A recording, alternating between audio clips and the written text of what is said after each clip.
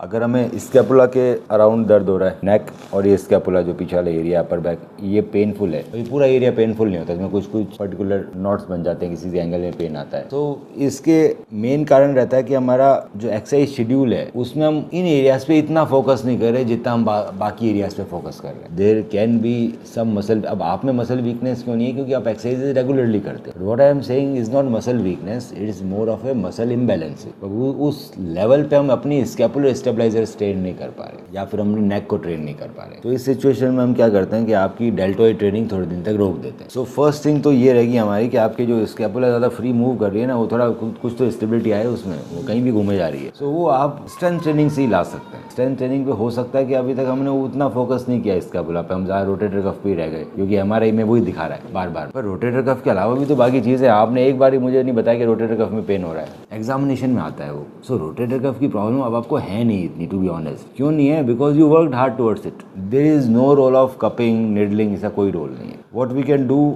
मोर कि जो टेंडेंस हमारे प्रॉब्लम कर रहे हैं, जैसे आपकी बाइसेप्स टेंडन या पेनफुल है, हाथ लगाते it was bit uneasy sensation, मतलब उसे टेंडिनाइटिस डेवलप हो रही है। अब वो जरूरी नहीं है हमारे में लिखी हुई है। For that we can give you this growth factor. This is from your blood only. Growth factors का मतलब है कि मैं आपका ब्लड लूंगा, ब्लड को हम 2 बार सेंट्रीफ्यूज करेंगे, सिंगल बार नहीं करेंगे। सिंगल बार करने से पीआरपी बनता है। तो फर्स्ट इससे जो अच्छे प्रोडक्ट्स होते हैं वो डबल सेंट्रीफ्यूगेशन था। फर्स्ट सेंट्रीफ्यूगेशन हुआ, फिर ये सेकंड सेंट्रीफ्यूगेशन हुआ। जो डबल होते हैं तो हमें न्यूट्रोफिल में 97% रिडक्शन मिल जाता है और प्लेटलेट्स बहुत इंक्रीज आते हैं। सो जितना अच्छा प्रोडक्ट होगा उतना न्यूट्रोफिल कम रखेगा, WBC कम रखेगा, प्लेटलेट हायर रखेगा। ये भी अच्छा है काफ़ी, इसमें फिल्टर्स लगे हुए, डबल सेंट्रीफ्यूगेशन है। तो ये मैं आपके लॉन्ग हेड बाइसेप्स में और जहाँ पे आपके जो टेंडन नोड्यूल्स है ना वहाँ दूंगा। So it will initiate the healing process fast and then the rehabilitation with some supplements are important like creatine monohydrate, ALA, policosanol. ये जो हमारी इंजरीज हुई है उसको अगर बॉडी ठीक करती है तो एंटीऑक्सीडेंट्स की जरूरत है। एंटीऑक्सीडेंट्स ये ठीक करती है। Then with the exercise and everything we hope कि pain you will start feeling normal within 1.5 to 2 months। उतना मसल बिल्डअप में उतना टाइम लगेगा जो हमारी मसल्स वीक है, which is scapular stabilisers and neck. उसको बिल्डअप होने में 2-3 महीने तो देने ही पड़ेंगे, दैट यू ऑल्सो नो।